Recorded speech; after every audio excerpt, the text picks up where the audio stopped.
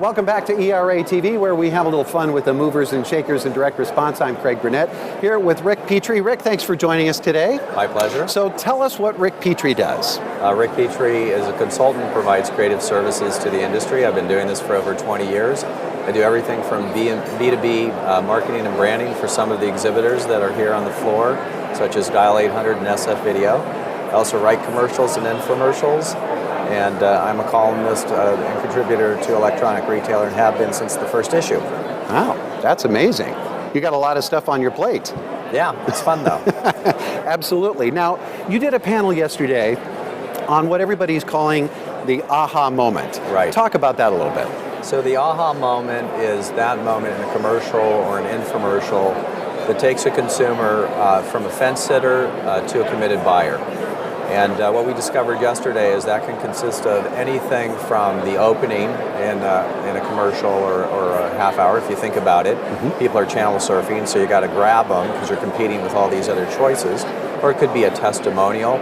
For example, we saw a very powerful testimonial yesterday where Tony Horton got all choked up talking about this older gentleman named Ira who had done 10-minute trainer.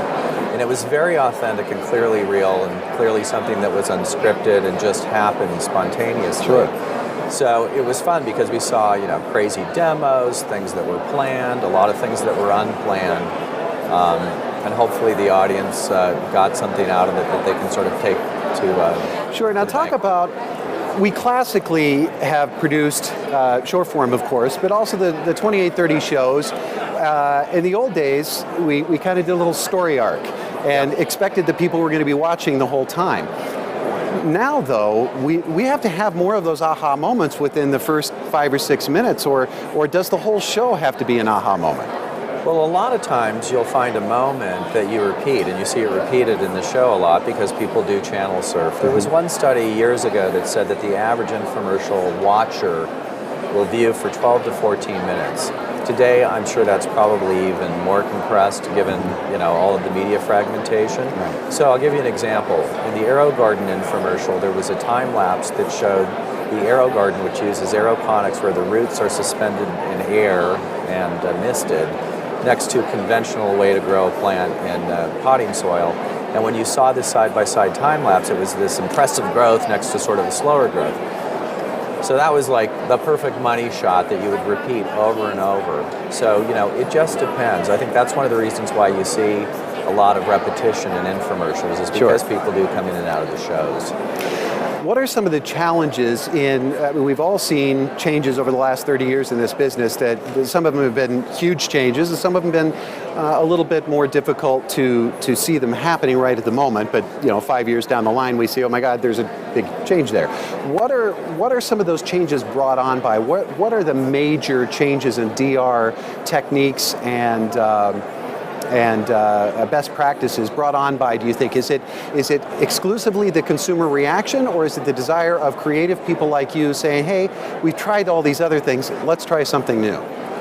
Well, it's interesting because in some ways we were more adventurous in the early days because the airtime was so much cheaper, you could experiment.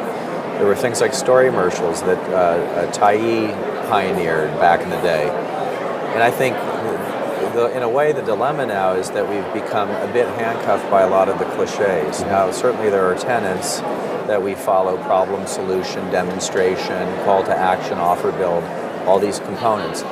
But I think the key now, and we heard it yesterday loud and clear on Jeff Meltzer's panel, is that a lot of DR is really about retail. So it's really about educating the consumer about product differentiation, features and benefits, so that when they arrive at retail, whether they're in a club environment like Costco, where, let's face it, you're sort of left to your own devices for the most part, you see that item on an end cap, and because you saw it on TV, you're aware of what it does or what it is, and so you want to buy it. Scott Boylan from All-Star said, I think, that DR only represents something in the neighborhood of 15 or 20% of their total sales.